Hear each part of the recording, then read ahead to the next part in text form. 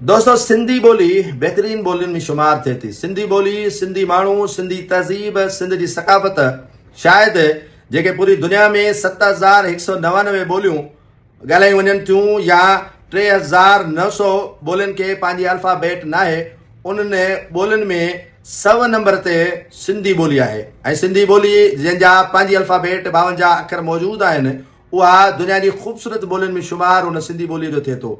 सिंधी ॿोलीअ खे जेको आहे सो भारत में त क़ौमी ॿोलीअ जो दर्जो ॾिनो वियो आहे, पर सिंधी ॿोलीअ खे अफ़सोस सां चवणो पए थो त न सिंध असेंबली अहिड़ी करारदाद पास करे सिंधी ॿोलीअ खे क़ौमी ॿोलीअ जो दर्जो ॾियारण लाइ के एफर्ट्स वरिता आहिनि, बल्कि 2008 में अहिड़ी सूरत हाल पैदा थी हुई, पर ख़बर न आहे त पाकिस्तान पीपुल्स पार्टी कहिड़ी मसलियत तहत सिंधी ॿोलीअ खे क़ौमी ॿोलीअ जो दर्जो न ॾियाराए सघी।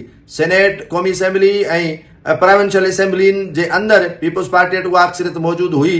जेकॾहिं उहे चाहिनि हा त सिंधी ॿोलीअ खे क़ौमी ॿोलीअ जो दर्जो ॾियाराए पिए सघिया। सिंधी ॿोलीअ जे हवाले सां मूं तव्हांखे नाज़रीन ॿुधायो त पूरी दुनिया जे अंदरि जिते 7,199 ॿोलियूं ॻाल्हायूं वञनि थियूं, उन्हनि ॻाल्हाईंदड़ ॿोलियुनि मां 3,400 ॻाल्हाईंदड़ ॿोलियुनि खे पंहिंजी अल्फ़ाबेट न आहे।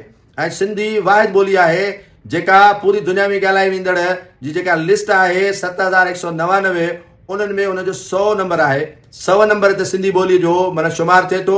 ऐं अल्फ़ाबेट में जिते 3,400 ॿोलियुनि खे पंहिंजी अल्फ़ाबेट न आहे, उहा सिंधी ॿोलीअ खे पंहिंजी अल्फ़ाबेट बि आहे ऐं 52 अखर अल्हम्दुलिल्लाह सिंधी ॿोलीअ जा मौजूदु आहिनि। अगरि हिन ॿोलीअ खे क़ौमी ॿोलीअ जो दर्जो ॾियारायो वञे त उहा असांजे लाइ वॾी ख़ुशनसीबी थी सघे थी।